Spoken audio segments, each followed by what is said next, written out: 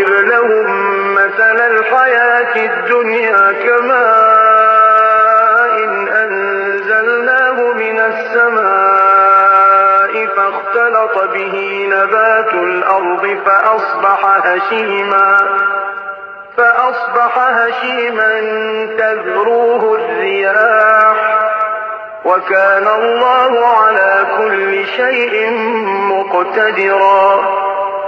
المال والبنون زينة الحياة الدنيا والباقيات الصالحات خير عند ربك ثوابا وخير أملا.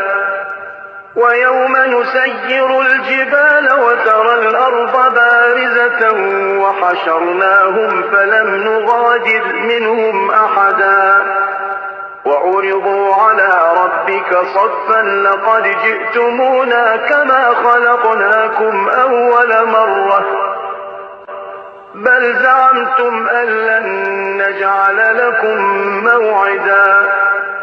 ووضع الكتاب فترى المجرمين مشفقين مما فيه ويقولون يا ويلتنا ما لهذا الكتاب لا يغادر صغيرة ولا كبيرة إلا أحصاها ووجدوا ما عملوا حاضرا ولا يظلم ربك أحدا.